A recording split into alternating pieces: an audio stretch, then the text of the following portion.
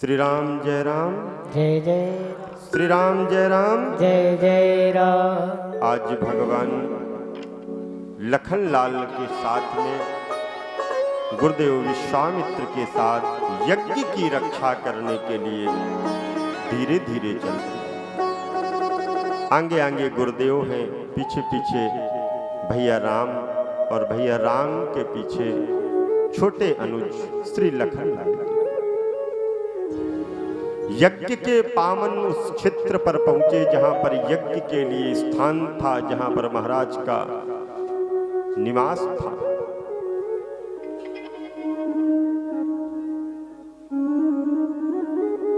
श्री राम जय राम।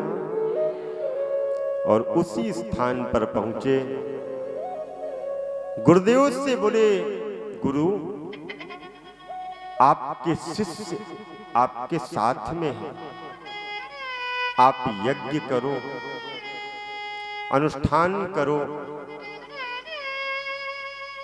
गुरुदेव कहते हैं, राघव जैसे ही मैं अनुष्ठान यज्ञ करने के लिए तत्पर होता हूं ना, और धुआं देखता हूं ऊपर उड़ता है, उसी समय राक्षस आते हैं और ऊपर से मांस डाल देते हैं, हड्डियां फेंक देते हैं, यज्ञ खंडित हो जाता है। गुरुदेव से कहने लगे, गुरुदेव आपके चरणों के कृपा पात्र मैं राम और मेरा छोटा भैया लखन आज से इस यज्ञ की रक्षा कर।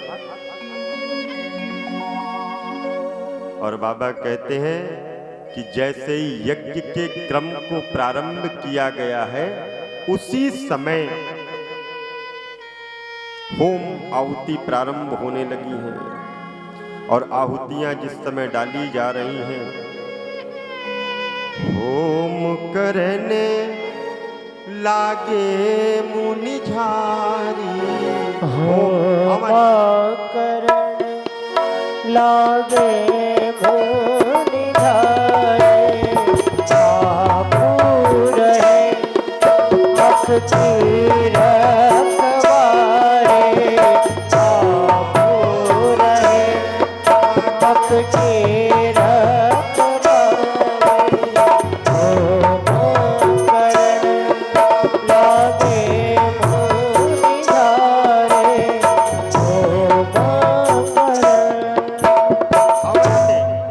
आहुति डाली गई।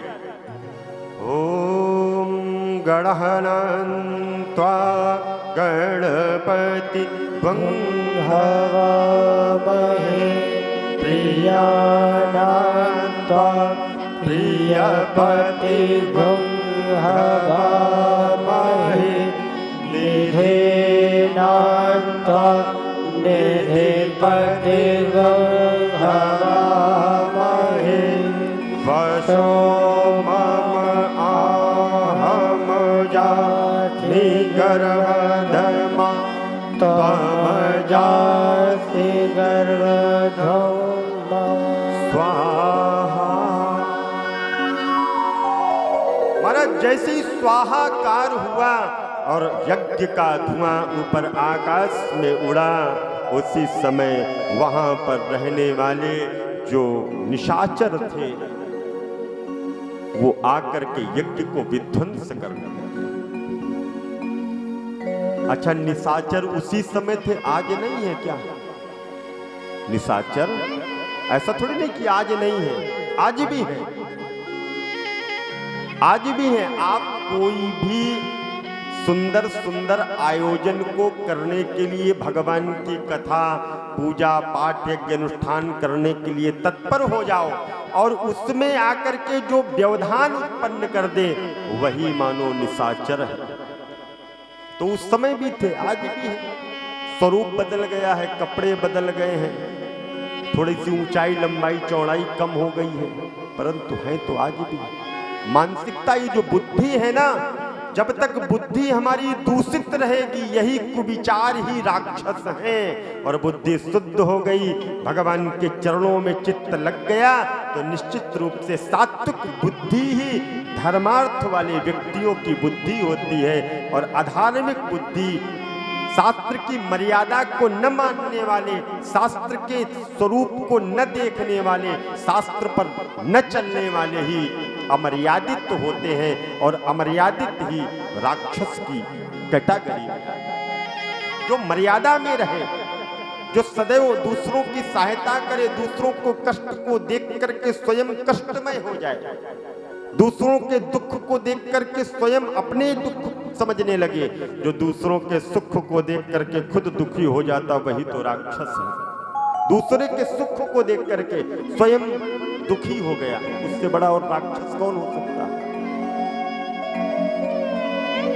आज जैसे ही धुआं देखा है और धुआं देखने के बाद आकर के उसके ऊपर डालने लगे मांस इत्यादि, उसी समय भगवान ने उठाया है धनुष बाण और सुबाहु को तो भगवान ने सीताराम कर दिया। उसके पहले ताड़का को भगवान ने मारा है और एक मारीच है जिसको अभी आगे भी इससे काट लेना है, इसलिए उसको मारा नहीं, मारीच को नहीं मारा। ताड़का है कौन पता है? रावण की नानी, रावण की नानी है। और मारीच और सुबाहु जो है ये मामा है रावण के। मारीच को तभी तो मामा मारीच के पास गया था ना कि मामा मारीच आप मायावी हो, आप हिरण बन जाओ तो मैं जाकर के जानकी का हरण कर लाऊं। और माया रूपी हिरण बन करके माया रूपी जानकी के पास में ये हिरण गया था। मारीच ने कहा था मृत्यु तो मेरी दोनों तरफ से होनी है, न जाऊंगा तो तू मार देगा, इससे अच्छा तो राम जी के हाथों मर जाऊं। तो मारीच को तो फेंक दिया और सुबाहु को और ताड़का को भगवान ने परम गति प्रदान की। भगवान यज्ञ के कार्य को संपन्न करके गुरुदेव की आज्ञा को मानते हुए और नित्य निरंतर सुंदर सुंदर उत्सव करते हैं। और सुंदर सुंदर उत्सव करने के बाद में आज गुरुदेव को पता चला है कि महाराज जनक के यहाँ पर सुंदर यज्ञ का आयोजन हो रहा है, तो चलो हम लोग भी जनकपुर की ओर चलते हैं। जनक जी के यहाँ पर यज्ञ का आयोजन हो रहा है। यज्ञ के आयोजन में सभी देश देशांतर के राजाओं को निमंत्रण भेजा गया था। क्या दशरथ के यहाँ पर निमंत्रण क्यों नहीं भेजा? विचार करिए, देश देश के भूपति नाना, अनेकानेक राजा महाराजा वहां पर महाराज जनक के यहाँ पर पधारे। अवध से कोई नहीं था, अयोध्या से कोई नहीं था, क्या कारण था? कथाएं बहुत हैं, एक छोटी सी भावना को आपके सामने रखता हूं। एक बार महाराज जनक के एक भाई है जिनका नाम है कुशध्वज, कुशकेतु भी बोलते हैं। ये साथ में जनक जी के साथ में एक जंगल से दूसरे जंगल में भ्रमण करते करते और एक ऐसे जंगल में पहुंच गए जो जंगल बहुत ही घना था। जल भी उस जंगल के अंदर इनको नहीं प्राप्त हो रहा था और युद्ध करते करते धनुष के ऊपर बाण को चढ़ा करके किसी आखेट का शिकार करते करते घोड़े को दौड़ाते दौड़ाते ये लोग ऐसे स्थान पर पहुंच गए जहां से चक्रवर्ती महाराज दशरथ के राज्य की सीमा का प्रवेश होता था। और महाराज दशरथ की उस सीमा के प्रवेश में जैसे ही पहुंचे उसी समय आखेट किया और आखेट जिसको शिकार बनाया था, जिसके ऊपर लक्ष्य किया था, उस लक्ष्य का हट करके दूसरे का लक्ष्य हो गया। एक गाय जा रही थी और गाय के वो बाण लग गया। महाराज जनक ने जब इस तरह के कृत्य को अपने भाई के द्वारा सुना और कहने लगे महाराज इस गाय के जो बाण लगा हुआ है यह गाय जाकर के महाराज दशरथ की सीमा के अंदर जाकर के मृत्यु को प्राप्त हो गई। और जैसे ही गाय की मृत्यु हुई, पता चल गया कुशध्वज को, राजा जनक को, कि अरे यहाँ पर गाय की मृत्यु हो गई है, वो तो प्रतापी राजा हैं और इनके यहाँ पर जो संतानें होती हैं, शिव, दधीच, हरिश्चंद्र जैसे इनका वंश है, इनका परिवार है, जिन्होंने एक शिव ने, जिन्होंने कबूतर की रक्षा करने के अपने प्राणों का परित्याग कर दिया, महाराज दधीची जिन्होंने जगत के कल्याण करने के लिए अपने शरीर का दान कर दिया, हड्डियों का दान कर दिया, ऐसे महाराज दधीची, हरिश्चंद्र जिन्होंने अपने परिवार को, अपनी पत्नी को डोम के यहां जाकर के बेच दिया, ऐसे सत्यवादी राजा के राज्य में गाय की हत्या, मृत्यु। दूतों को भेजा, दूत महाराज दशरथ के पास गए। राजा जनक ने कहा कि जाकर के ये कह देना कि जनक के द्वारा आपकी सीमा में एक गाय मृत्यु को प्राप्त हो गई है। राजन, जनक ने यह संदेशा भेजा है कि मुझे इस पाप से आप उरीण आप ही कर सकते हैं, मेरे ऊपर ये जो गौ हत्या का पाप लग गया है, इस पाप से आप ही मेरी रक्षा कर सकते हैं, इतना जाकर के कह देना। आज महाराज दशरथ के सामने वो सेवक पहुंचा है और जाकर के महाराज दशरथ, प्रातः काल का समय था, महाराज दशरथ श्री रंगनाथ जी का पूजन करने के लिए घर से अपने पात्र लिए करके, जल लेकर के, पूजन की सामग्री को लेकर के मंदिर की ओर धीरे धीरे प्रस्थान कर रहे थे। उसी समय दूत ने जाकर के महाराज को दंडवती की, महाराज की जय जयकार हो, जय जयकार हो। महाराज ने कहा ये सेवक हमारे यहाँ का तो लग नहीं रहा है, क्योंकि इसके भाषा से ऐसा पता चल रहा है ये मिथिला का सेवक है। बोलो क्या कारण है? उस मिथिला के सेवक ने सारे की सारी बात को बता दिया। महाराज ये कारण है, ऐसे ऐसे। पास में ही प्रातः काल का समय था, एक झाड़ू लगाने वाला, नगर की सफाई करने वाला, स्वच्छता को करने वाला मंदिर के बाहर झाड़ू दे रहा था। उसको बुलाया, यहाँ आओ,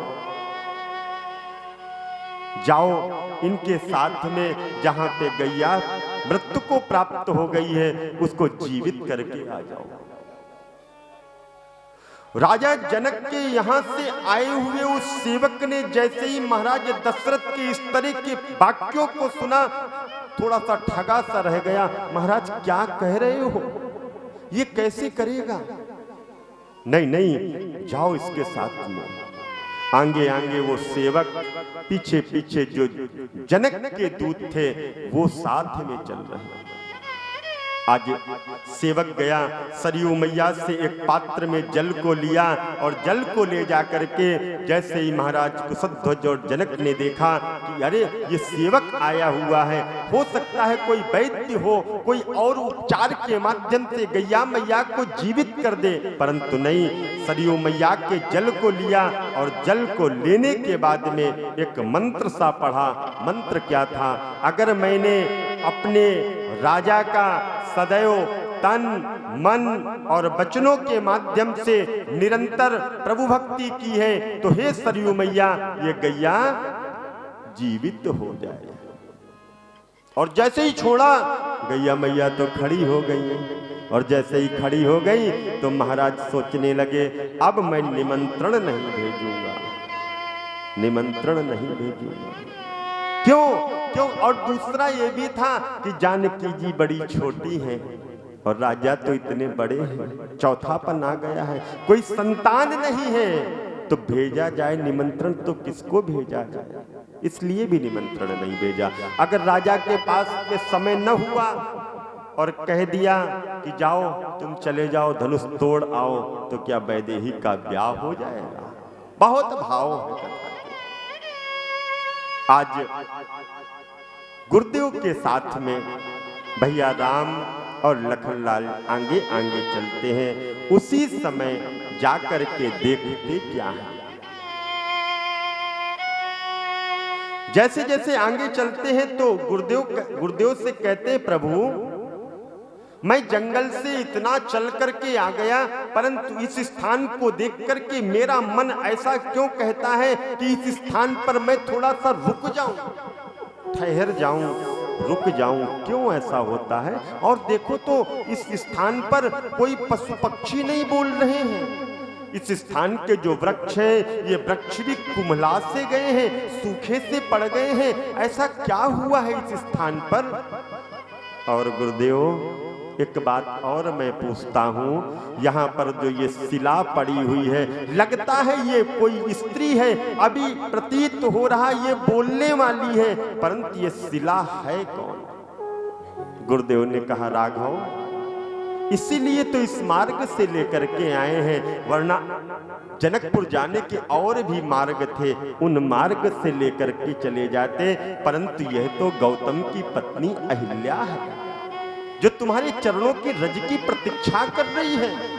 तुम्हारे चरणों की रज की एक कण इसके ऊपर पड़ जाए तो मान लो कल्याण हो जाए।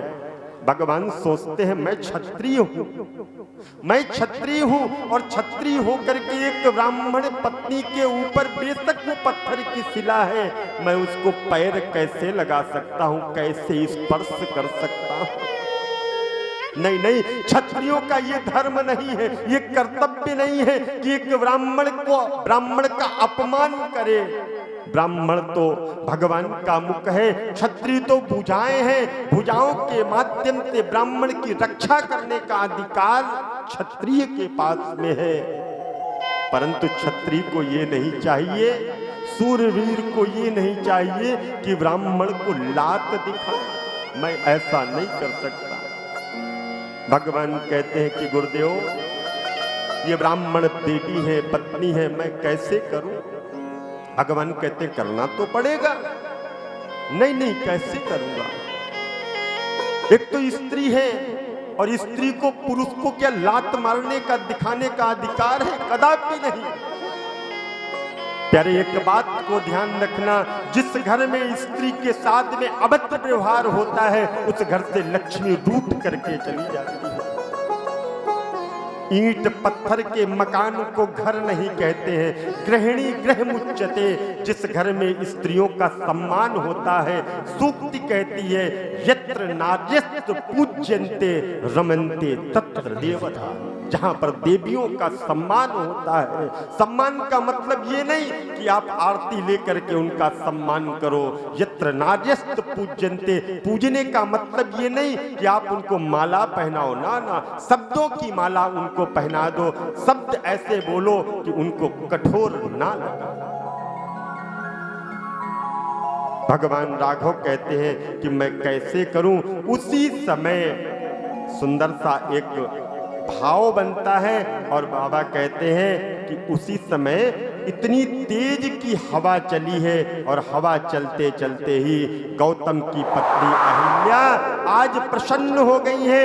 ए जी पर सतपद पावन शोक न सावन, प्रगट भई तब खुद कहे, देखत रघुनायक जन सुखदायक, सन्मुख होए कर जोड़ी रहे। अति प्रेम अधीरा पुलक शरीरा, मुख नहीं आवहि वचन कहीं, अतिशय बड़ भागी चरणन लागी, जुगल नयन जलधार बहे। धीरज मन के था प्रभु कह के ना, रघुपति कृपा भगत पाए। अति निर्मल बानी अद्भुत धारे, ज्ञान गंग जैस बुराए। मैं नारी पावन प्रभु जग पावन, रावण रिपुजन सुखदाई। राजीव विलोचन सब भय मोचन, साहि पाहि करमई आई। मुनि साप जो दीना अति भज खेना, पर में अनोखा भय पाना। देखो हरे मोचन हरे भव मोचन, ये नाम सब कर जाना। विनती प्रभु मोरे अति भोरे नाथ न पाओ घर आना मधु कमल पराग रस अनुराग मम मन मधुप करे पाना मम मन मधुप करे पाना यही पद सुर धरिता परम पुनीता प्रगट भई देव दीन धरी कोई पद पंकज यही पूजत मम सिर धर पान हरि तेरे भात तेरारे गौतम नारे बार बार हरि चरण पर भगवती मन भावा सोबर पावा जय पति लोक आनंद भरे जय पति लोक आनंद भरे। श्री राम जय राम जय जय राम श्री राम जय राम। परसत पद पावन शोक न सामन प्रगट भई तप पुंज सही। उसी समय राघव सरकार की मंगलमयी कृपा से हवा चली और हवा से जो रेणुका थी, जो कण थे भगवान के चरणों में लगे हुए, वो आज उस पत्थर के ऊपर गिरे और उस पत्थर से देवी प्रकट हो गई और कहने लगी कि जो मुझे मुनि ने श्राप दिया था ना, ये श्राप नहीं था, ये आशीर्वाद था। मुनि श्राप जो दीन्हा अति भल कीन्हा, अगर वो श्राप न देते तो आज रघुनाथ जी के दर्शन भी हमको प्राप्त न हो। ऐसे सुंदर भावों के साथ में आज भगवान आगे की ओर चलते हैं और इस तरह से आगे आगे चल करके जनकपुर का वह पावन स्थान पास में आ जाता है। भगवान ने यहाँ पर गंगा मैया को भी प्रणाम किया। गंगा मैया से कहा, प्रार्थना की है कि प्रभु माँ, बेशक भगवती गंगा का जो प्राकट्य है भगवान के नख से हुआ है, फिर भी भगवान ने प्रणाम किया, माँ मैंने आज एक ब्राह्मणी के ऊपर अपने चरणों की रज को डाला है, इस दोष से मुझे मुक्त कर देना। और आगे जनकपुर की ओर चलते हैं। हम सभी लोग भी जनकपुर की ओर चले, क्योंकि आज हमारी लाडली का ब्याह महोत्सव है। आज लाडली का ब्याह महोत्सव है। विश्वामित्र महामुनि आए, समाचार मिथिलापति पाए। महाराज मिथिलापति जनक को पता चला कि महाराज विश्वामित्र आए हैं, तो वो भी साथ में लेकर के और लोगों को लेकर के गए हैं। जाकर के उनका स्वागत किया, सम्मान किया और पूछने लगे ये कौन है। ऋषि के साथ में राजकुमार, ये कौन है, इनका भी परिचय मुझको दो। गुरुदेव कहते हैं ये राजकुमार जो है ये साधारण राजकुमार नहीं, महाराज दशरथ के पुत्र हैं, ये राम हैं और ये लक्ष्मण है। अच्छा, राजा ने मेरी यज्ञ की रक्षा करने के लिए इनको हमारे पास में भेजा। अच्छा, और मेरी यज्ञ की रक्षा करने के बाद मुझे जब संदेशा मिला कि महाराज मिथिला के यहाँ पर यज्ञ का सुंदर सा आयोजन हो रहा है, तो मैंने इन दोनों से भी कहा कि चलो चलो तुमको भी मेला दिखा के लाते हैं। और वैसे भी कभी कभी दादा का हाथ पकड़ करके जो पोता होता है ना, जबरदस्ती करेगा, चलो वहां पे मेला लगा है दिखा करके लाओ। तो आज राघव सरकार और हमारे लखनलाल दोनों लोग धनुष यज्ञ को देखने के लिए श्री मिथिला में पधारे हैं। और मिथिला में जब पधारे हैं, मिथिलावासी देखते हैं, देख करके बड़े प्रसन्न होते हैं कि निश्चित रूप से आज मिथिला के यह सभी मानव धन्य हो गए। मिथिलावासी बड़े प्रसन्न हो गए कि अरे मेरे यहाँ पर ये छोटे छोटे से बाल गोपाल आए हुए हैं। आज रघुनाथ जी की रुकने की व्यवस्था की गई है। गुरुदेव के पास में रुके हैं और शाम का समय होता है तो रघुनाथ जी गुरुदेव से कहते हैं, नाथ लखनपुर देखन चल। नाथ लखनपुर देखन सहे, नाथ लखनपुर देखन जाहे, नाथ लखनपुर देखन जाहे, परम तपोच प्रगट कहे, परम तपोच प्रगट कहे। भगवान राघव आज धीरे धीरे अपने गुरुदेव से कहते हैं, गुरुजी नाथ लखनपुर, लखन इस नगर को देखना चाहते हैं। अच्छा एक चीज मुझे बताओ, नगर को दिखा कौन सकता है जिसने नगर को पहले देखा हो? है? जिसने देखा ही नहीं है नगर को, वो नगर को दिखाएगा कैसे? राम जी गुरुदेव से कहते हैं, गुरुदेव नाथ लखनपुर देखन चाही, परंतु थोड़ा सा संकोच है और उस संकोच के कारण कह नहीं पा रहे। अगर आपकी आज्ञा हो तो मैं दिखा करके ले आऊं। क्या उन्होंने देखा था पहले से? नहीं देखा था ना। फिर भी कहते हैं अगर आपकी आज्ञा हो तो मैं दिखा करके ले आऊं। गुरुदेव समझ तो गए, क्योंकि राघव सरकार है, सब कुछ जानते हैं।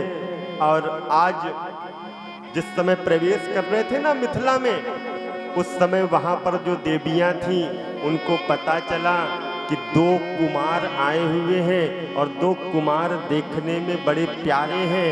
उनको देखने के बाद में आंखें ये नहीं कहती कि बंद हो जाओ, यही कहती हैं इन्हीं को निहारते रहो, इन्हीं को देखते रहो। तो उनको देखें तो कैसे देखें? भगवान सोचते हैं अगर गुरुजी साथ में रहेंगे तो मैं उनके साथ में पीछे पीछे चलता रहूंगा, परंतु आज मुझे अकेले जाना है। सो गुरुदेव ने कहा ठीक है, जाओ नगर का भ्रमण करके आओ, नगर दर्शन करके आओ।